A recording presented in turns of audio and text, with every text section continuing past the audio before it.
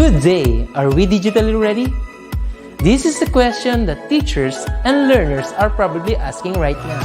With the advent of DepEd's Digital Rise program, the Open Educational Resources, or OER, was woven together and finally realized. This project prioritizes the necessity to enhance the digital literacy skills of every teacher and learner in the country. Our OER mission is to connect the disconnected. OER is indeed an innovative initiative with a lofty aim to get disconnected schools and last-mile schools connected through ICT even without an internet connection. It is designed to cater to the need of these schools for interactivity, digitalization, and delivery of 21st century skills that will ensure that every learner is future ready. Join us in another training workshop and learn more about open educational resources, whose primary purpose is to provide support and assistance to learners and teachers in this rapid advancement of technology. Our goal is to build and strengthen the capabilities of public and private teachers, school heads, and supervisors by teaching you to create and design interactive, localized, and contextualized instructional materials for teaching using basic, advanced, and proficiency software and tools. Surely, this will be another exciting and engaging webinar training workshop. Together, let's all rise amidst this crisis. Para sa bata, para sa bayan, para sa guro. Sulong edukalidad!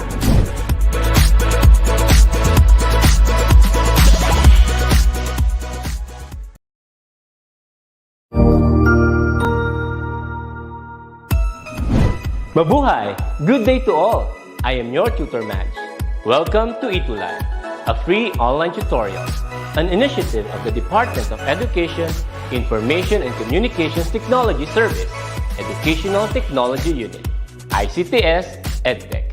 This program is aimed at helping and assisting learners from kindergarten, senior high school, ALS, Alive, and SPED learners. Aside from answering the modules, the ETUlay is offering programs which you will surely look forward to. Together with our parents and teachers, the ETUlay will bridge the gaps where difficulty and ease meet in learning new knowledge and skills. So, let us prepare our module, pen and paper. Ready your mind to see and hear worthwhile and interesting lessons. Let us now study and learn, together with our volunteer online tutors. Tara na!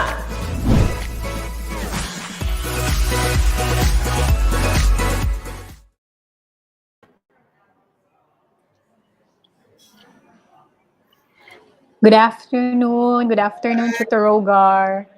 Hello, Tutor Jen. Good Mabuhay afternoon, tayong lahat. everyone. Welcome to week 3 of our lesson for Science 7. We are now in quarter 3, week 3, and I am Tutor Jen from Daniel R. Aguinaldo National High School, SDO, Davao City, and I'm doing the live session now here in our school. So please bear with us if there's any interruption later.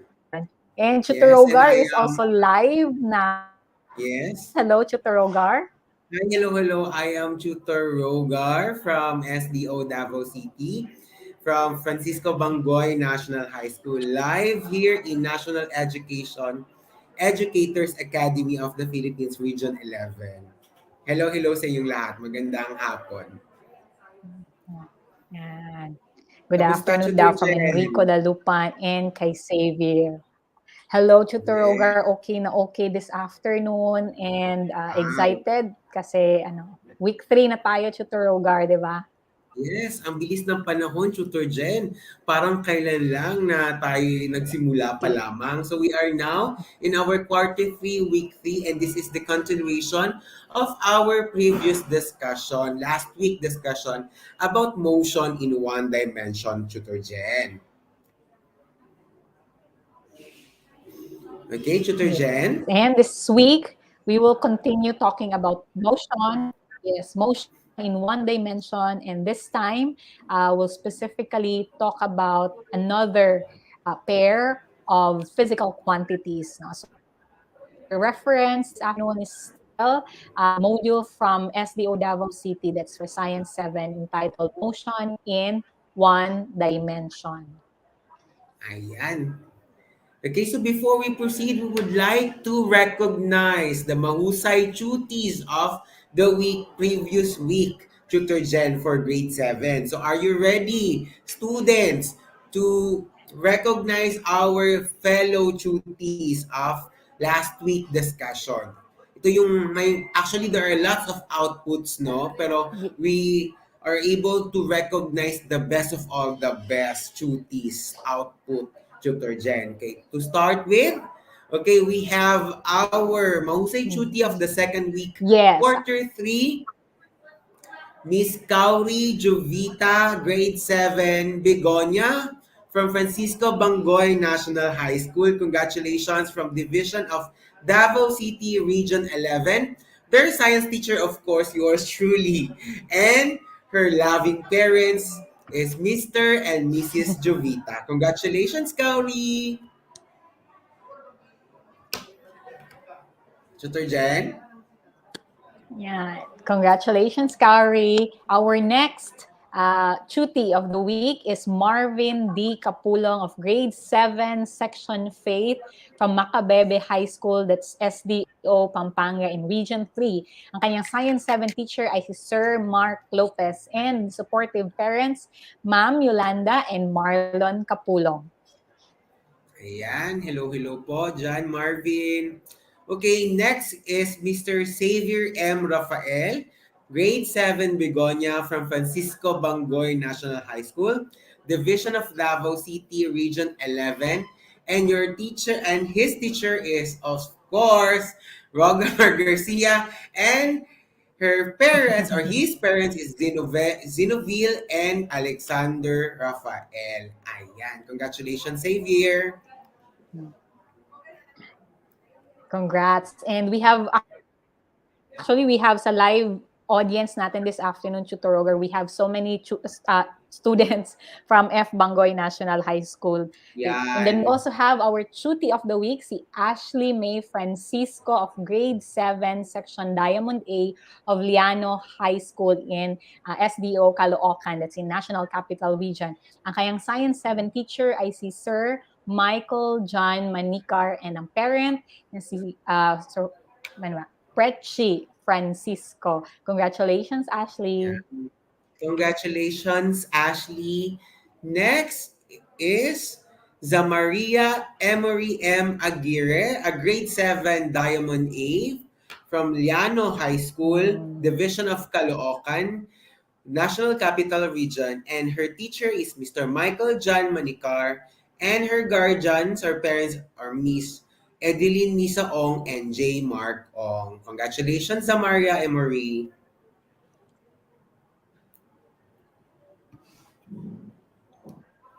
And we also have, ayan, Tutorogar, this is your student na si Hannah Christina Ogtip. She's also watching us live this afternoon. I've seen her comment. Hannah Christina Ogtip of grade 7, section Begonia, F. Bangoy National High School, that's in SDO Davao City, Region 11. Ang kanyang Science 7 teacher, ang pinaka-pogi, Sir Rogar Garcia.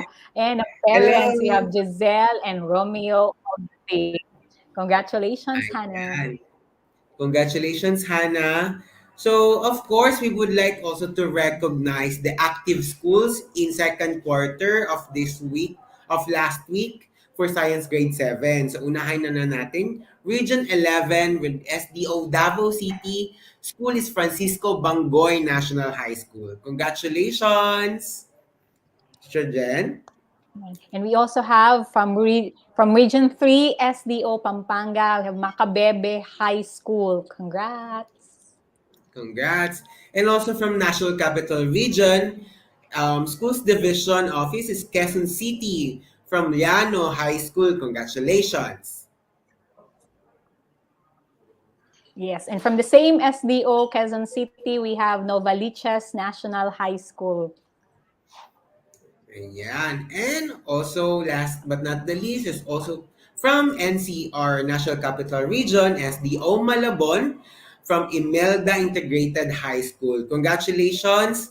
So kami po sa mga tutors, maraming salamat po sa inyong patuloy na pagsusuporta sa amin at patuloy sa pagtatangkilik sa amin. Every Monday po yan sa mga science team. Maraming salamat po. Naway, pagpatuloy nyo po ang suporta. Di ba, Tutor Jen? Yeah.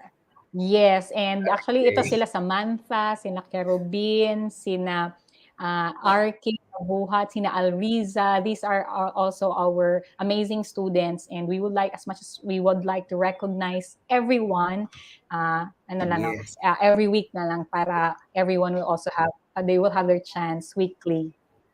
Yes, congratulations. Now, let's proceed sa ating most essential competency for this week, 2 and 3, and this is the continuation about describe the motion of an object in terms of distance or displacement, speed or velocity, and acceleration. And for our objective, Tutor Jen,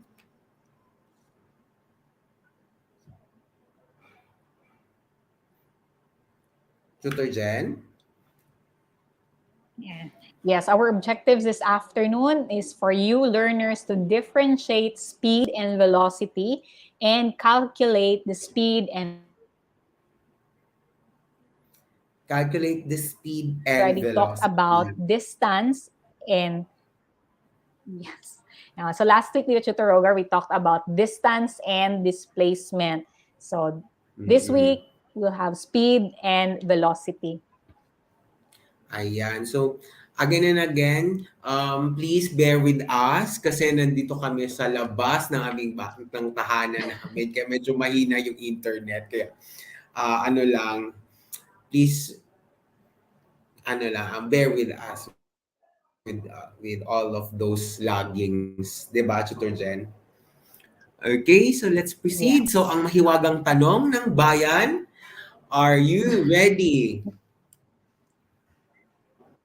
Yeah. So if you're ready, please Okay, help so let's share start. our live session. Sa Dr. Rogar, paki-share in your wall, make it public so that we'll reach out to more students and share it to your different GCs, Yes. Facebook groups, and para we have as many learners this afternoon.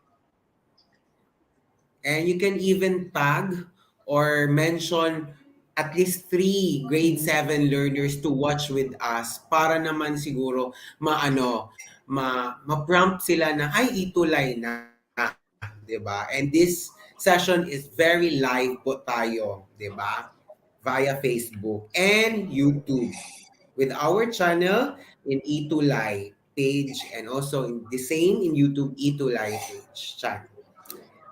Okay, thank you so much, Joanne Ready na daw Selebar. sila, Tutor Rogar. Yan, ready. Kaya nga. Okay. So let's start. Okay, question number 1 for our question. Which of the following best describes scalar quantity? A, it has direction only. B, it has magnitude only. C, it has both direction and magnitude. Or letter D, it has no direction and no magnitude. What's your answer? As you answer, you can type the answer, your school, your region, your teacher, so that we will going to recognize all of those next week. Sige. The answer, may mga sagot na So ba we're tayo, waiting for Tutor their Jen? answers, Tutor Rogar. Mm-mm. We're still waiting. I think may difference din na sa pag-live, but someone's saying good afternoon sa atin, Tutor Rogar. Si Ma'am Janet Flood Patayon. May answer na siya. Ang answer niya is for number 1, letter B, it has Live from magnitude only. Massachusetts. Same sila ng kina Enrico, La Marvin, Joe Anel. Okay, so let's proceed. So the Answer, correct Tutor answer Rogar? is letter B. Yan, congratulations. Let's go to number 2. Okay. And for number 2, which of the following is an example of speed? A, 0.57 meters per second west. Then letter B, you have 1.23 meter per second northwest. Letter C, 3.56 meter per second south. Or letter D, 4.75 meter per second. So which is an example of speed? Okay. May answer si Ayan. JM. Ang answer So, niya is di ba, this letter is just D. a review. Same with Ashley. Yan. So, let's reveal the answer. Okay, very good. Congratulations. Yan. Ang gagaling nila. Next, number 3. Which of the following is an example of velocity? A, 6 meter per second. B, 10 meter per second. C, 7 meter per second. Or letter D, 9 meter per second to the west. So, what's the answer for Yeah. number 3? Ang Ayan. answer nila Kerubin is letter D.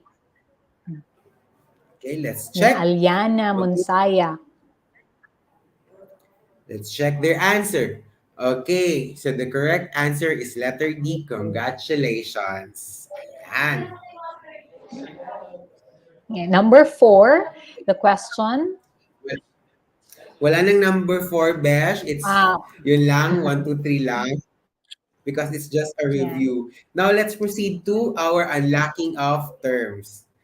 Okay, so as a review, okay, so speed is how fast or slow the object travels, and it's under scalar quantity. Diba? And if we say scalar Yeah. quantity, it is a quantity that can be completely described by a magnitude only that is simply a numerical value and a unit. Ayun. So it was been said and discussed last week that scalar quantity has only magnitude and there's no direction. Diba? Next, Yes. Okay. tutor Another Besh. term. Tutor Besh. Yes, another term is velocity. And when you say velocity, it refers to the rate at which an object changes its position. And velocity, in comparison with speed, velocity is a vector quantity. And when we say vector quantity, Tutor Rogar, di ba? We say vector quantity, it has both magnitude and direction. Yan. Okay, so these are the fundamental physical quantities and units of measurement that can be involved in our equation. Sige. So we have this physical quantity, which are length or distance. We have mass, time, speed, and velocity. Under with it are quantity or symbol of length or distance is L or D small letter, and the base unit name is meter, and the unit symbol is small letter M. For mass, we have the quantity symbol is small letter M, and the base unit name is gram, and the unit symbol is letter G small letter G. Okay? Tutor Jen, for the time, speed, Yes. and velocity. Okay.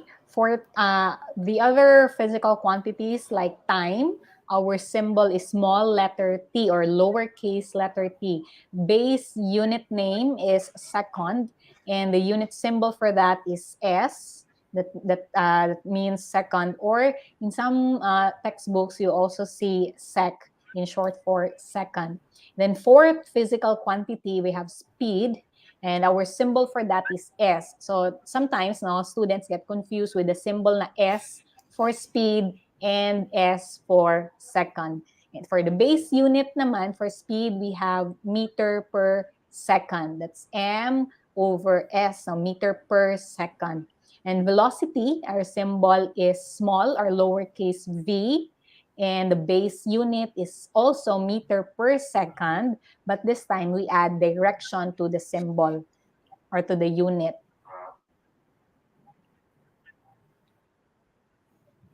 Yes, thank you so much, Tutor Jen. And I would like to, to remind everyone to have your pen and paper and also your module para sabay-sabay po tayong mag-compute because this session is about computation too.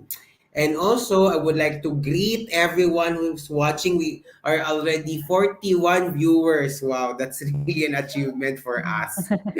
Tama ba, Tutor Oh, Jen? yes. Madami. And still Oh, counting. yes. Ayan. And sabi ni Carlo Hello, hello Miguel sa inyong lahat. Malonzo, yeah, nababasa ba daw comment niya? Yes. We're reading comments. Hindi lang namin kaya Okay, ma-mention lahat.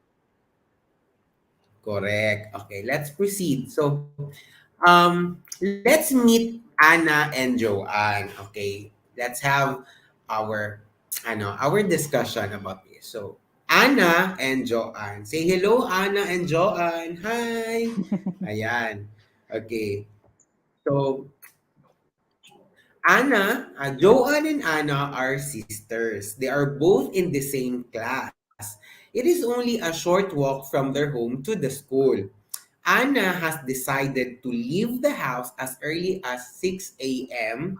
while Joanne leaves for school at 6:15 a.m. So meaning, mas nauna si Anna rather, na Yes. pumunta sa kanilang paaralan kaysa kay Joanne. So both arrive at the same time kahit na nauna si Ana Si Anne. at nahuli si Joanne ng 15 minutes. So ang tanong, who was the fastest? Ayan. Si Ana or si Joanne? So who travels the fastest? Is it Ana or Joanne?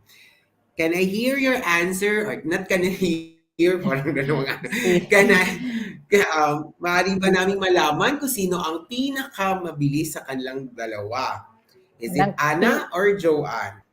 Yan, ang pinakamabilis naman tutor na sumagot ay si JM Ladignon. And sina Carly, Ma'am Okay. Janet, si Hello, Carlo JM Miguel. Ladignon. Yes. Sina Carlo Miguel. Ayan, ang answer nila is si Mm, Joanne. sige. Sige, let's proceed.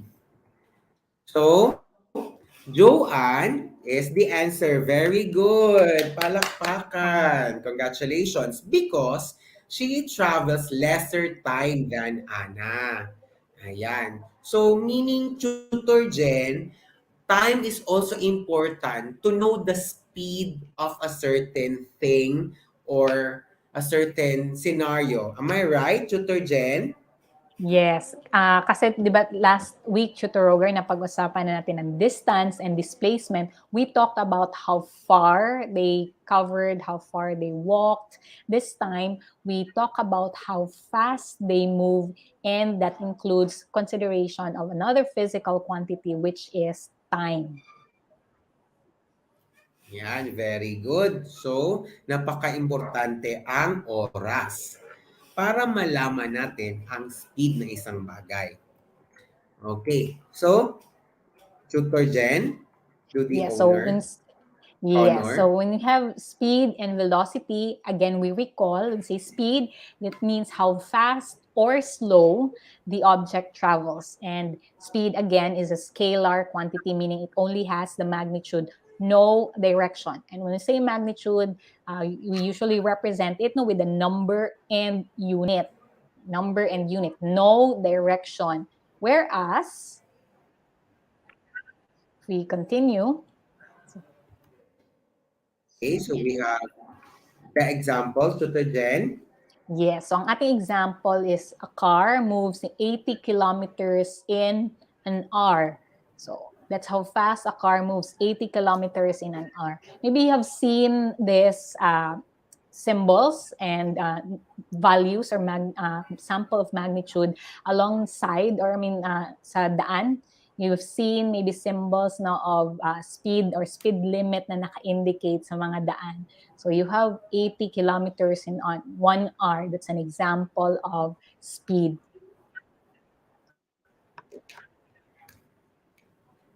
Yan. Okay, so to compute the speed, here's our formula. So speed is equals to distance over time.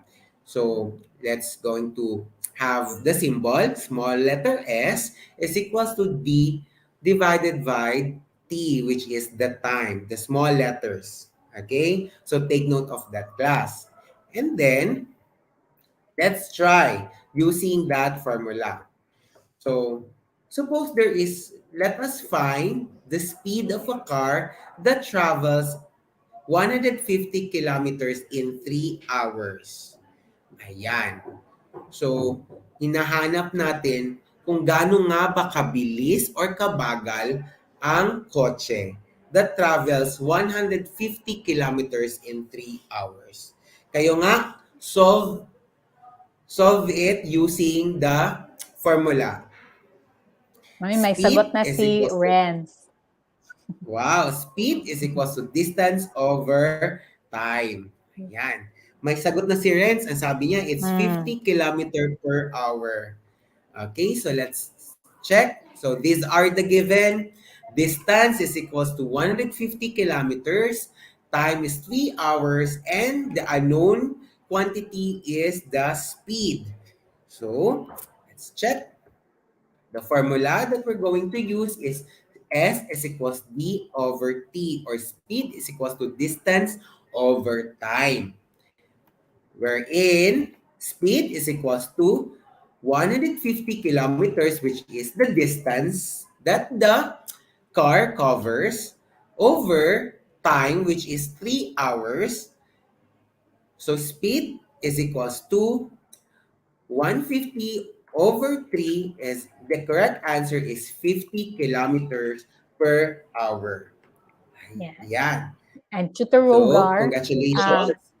Yes, Tutor we'll, Jen. ano lang, kasi ito another teachable moment. We have answers from Richmond and Andrea Cruz na 50 kilometers lang ang naka-indicate. So again, we are asking for the speed. So speed, ang symbol niya, you have magnitude or distance over time. So we have a unit of time included. So that's 50 kilometers per hour.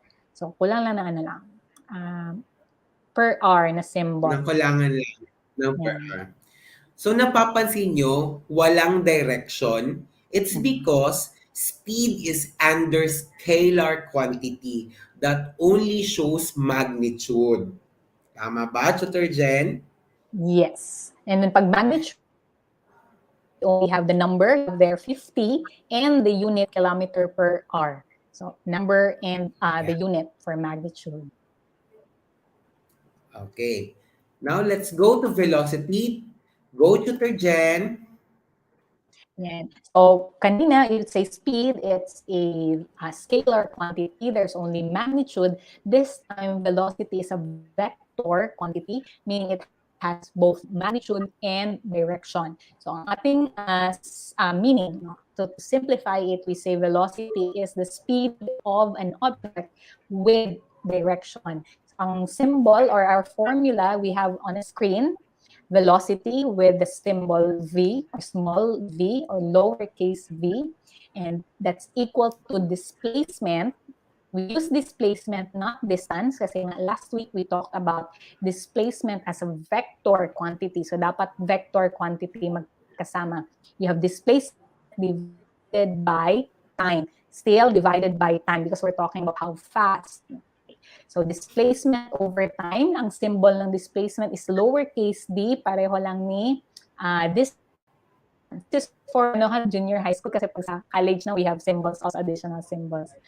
Okay, so distance over time, d over t. We have example, Tutor Rogar.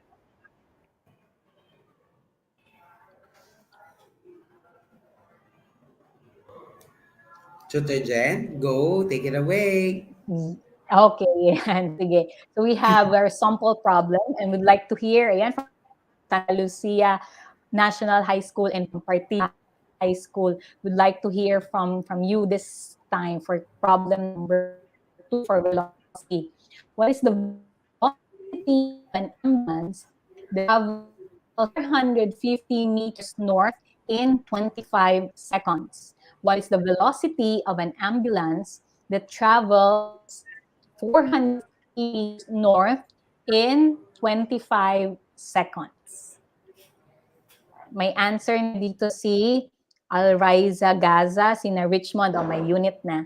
And they said 18 meters per second.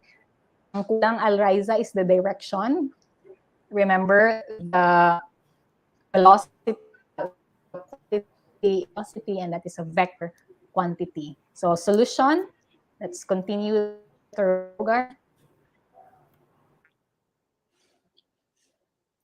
So the formula is V, that's for velocity, D over T. Ang D here is representing displacement, not distance. So D over T. The given, you have, sige, ano yung given in distance? It's 450 meters. Pero take note, there's the direction involved. That's 450 meters north.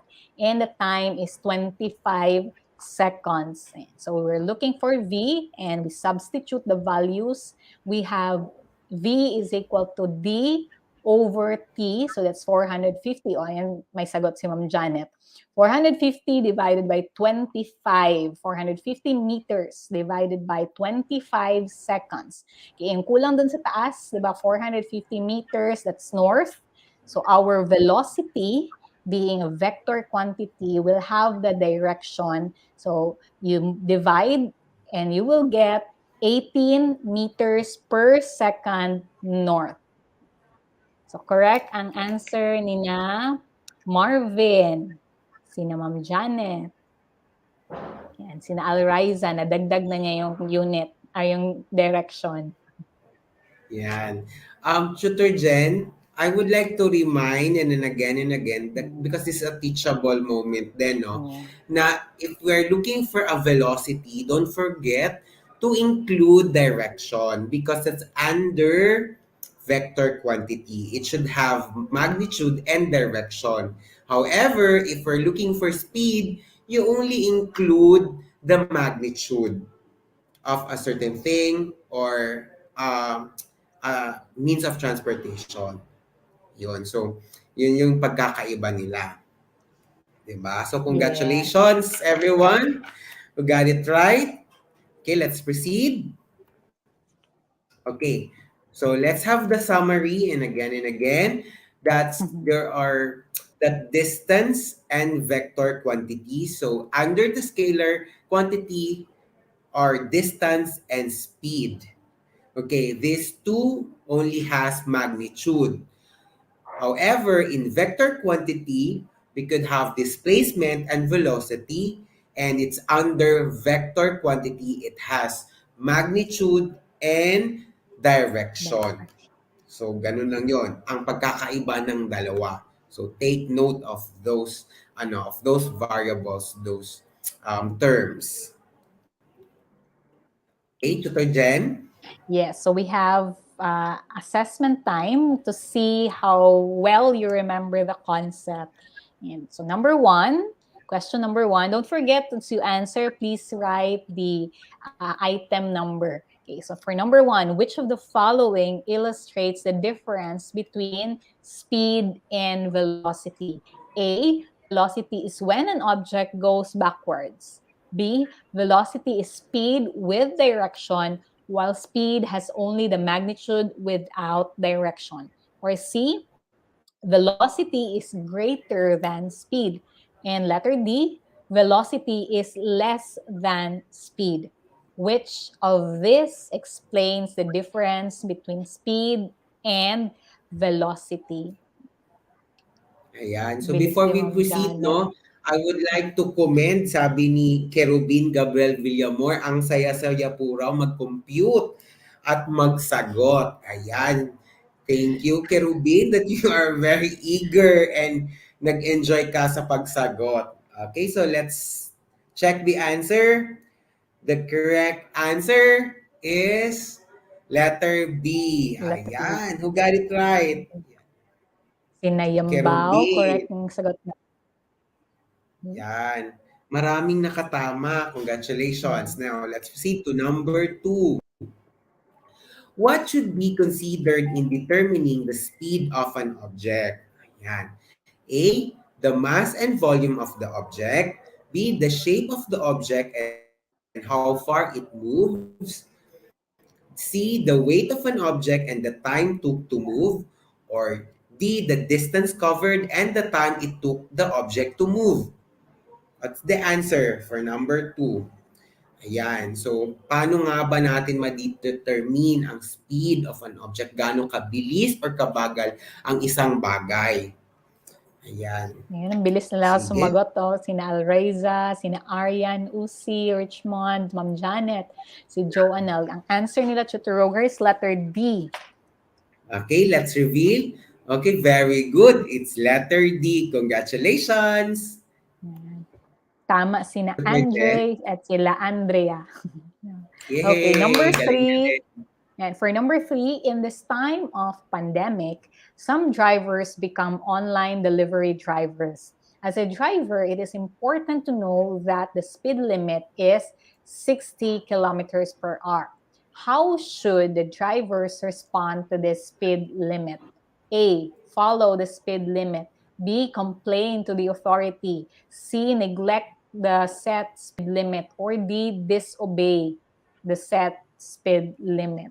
So if you're the delivery driver ng mga riders ng mga delivery services, you should follow, sorry.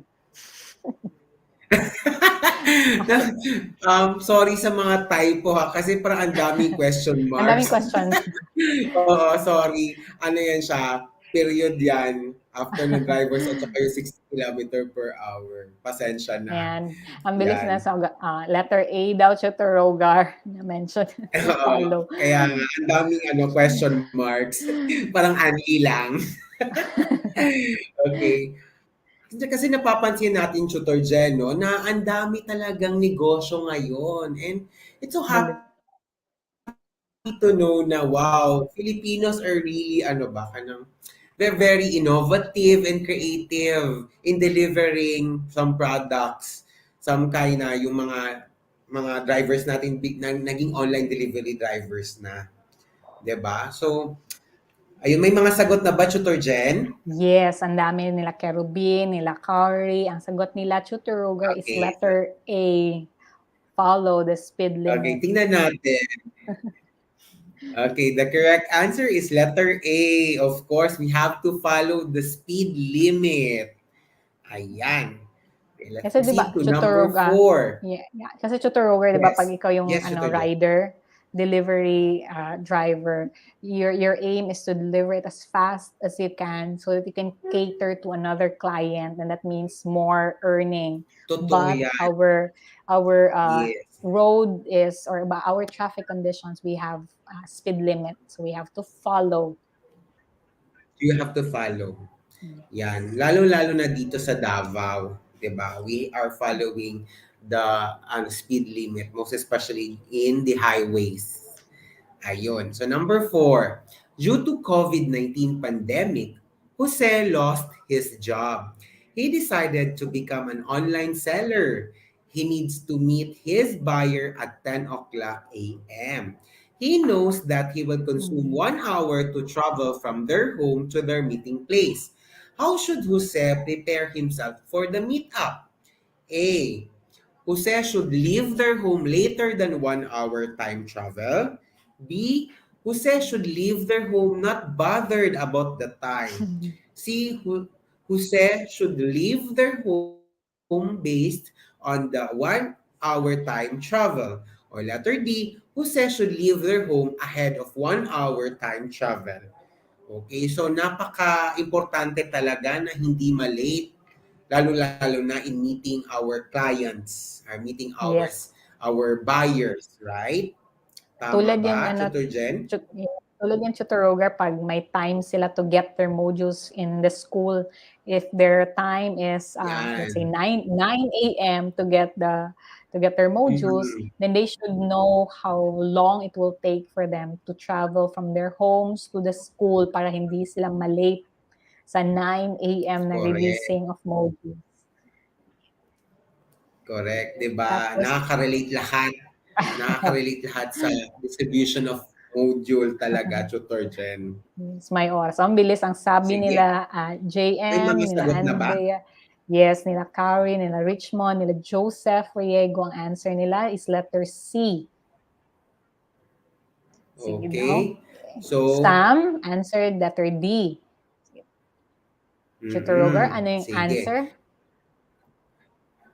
Okay, the correct answer is Hmm. letter D. So dapat ahead of time yung travel nila para hindi sila malate. It's better to be, to be advanced than to be late in meeting clients or meeting your teacher, perhaps. Most especially in getting your modules. Tama ba, Tutor Jen? Yes, may mga statements, Tutor Rogar, di ba, na on the way na, pero on the way pa pala sa Yeah, CR. oo. Lalo na tayo mga guro, 'di ba? Mga advisors na naghihintay sa ating mahal na mga estudyante na kukuha ng kanilang module or sa ating mahal na mga magulang na kukuha ng mga modules. And we have Okay, so question. kindly count your yes. Kindly count your correct ano um, let's have our science code. Ayan. So, pakibilang ilan ang tama ninyo from the review and up to the check this. Ayan. From the review to evaluation. How many items? We have 7 items. So, ilan ang scores ninyo? Can you chat on our chat box? Ayan. So at this portion, we will have our science code for this week. And our science code of this week is about journey. Okay, so let me read. Life is a journey with potholes and speed bumps, but the scenery is beautiful if you take the time to notice, according to Donna Cardillo. Ayan. Okay, Tutor Jan, what is your takeaway with this code? Ayan, before we have that quote, Tutor Rogar, ngayon ko lang nabasa, sorry, may comment or suggestion si Ma'am Janet na yung sa last question na instead of, based on, yung suggestion niya is to leave the house an hour before the travel. Okay, you discuss, ayan, Yes, it could mean oo. anything. Basta ang point doon is to never be late. Yes, totoo. Tama nga naman. Thank you, Ma'am Janet.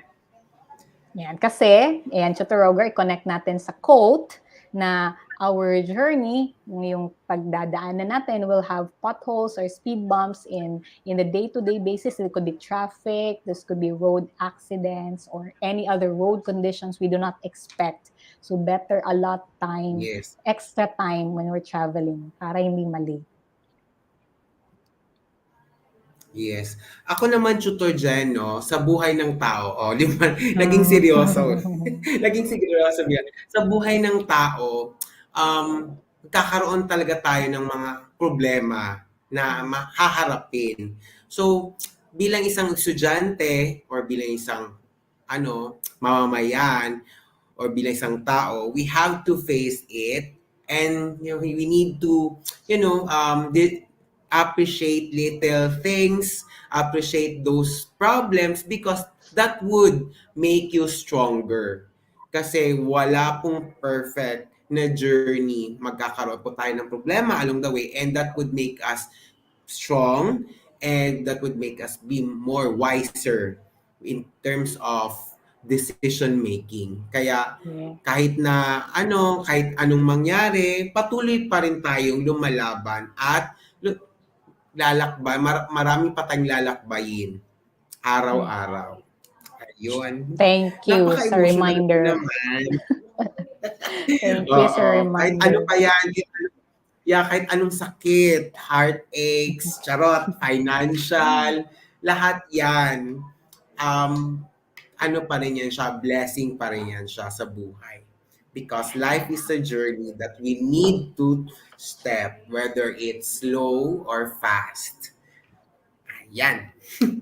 Yan, before, saan pa tayo mapunta, Tutor Rogar, di ba? We would like to encourage our audience, our learners to share your insights, your feedback, your sample outputs. We've seen outputs now, again, as much as we wanted to showcase everything, ano lang, representative students every week. So please use, mayroon tayong hashtags Tutor Rogar for them to use Okay. when sharing their outputs. Ayan. You have, I think, hashtag since Q1.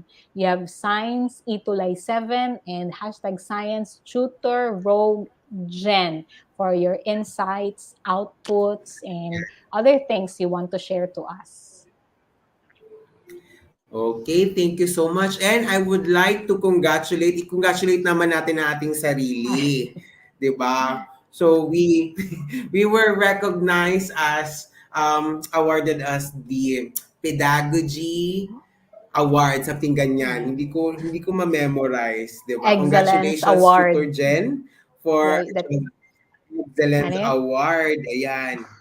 Excellence Award in Pedagogy. Congratulations everyone. Ang aming karangalan ay karangalan nyo rin kasi naging kasama nyo kami sa ating paglalakbay. Yan. Whether it's fast or slow. O, di ba? Pasok pa rin sa speed. At lalagyan din natin ng direction. At yun ay velocity. Yeah. Okay, maraming So, salamat. Yes, So, Jen. ayan. Muli, we are very thankful to everyone and we wish to see you again next week. Again, ako po si Tutor Jen from SDO Davao City. And with me, we have Tutor Rogar. Ako nga pala, si Tutor Rogar from SDO Davao City. Maraming salamat at kita-kits po tayo next week sa panibagong lesson for Science Grade 7. Thank you for comments, suggestions. Email us at edtech@deped.gov.ph or scan the code. Tutor Jen? Yes, so up next, we have Tutor Z and Tutor Marky for Science 8. Thank you very much. Bye-bye. Thank you so much. God bless. Ang husay naman! Natapos mo ang iyong tutorial session kasama ang iyong mahusay na ETUlay tutor. May bago ka bang natutuhan? I-share na yan gamit ang hashtag ETUlay Level Up. Huwag aalis ha dahil may susunod pang programa na pwede mo ring panoorin at salihan dahil naghihintay na ang iyong mga tutors. Happy learning dito sa ETUlay!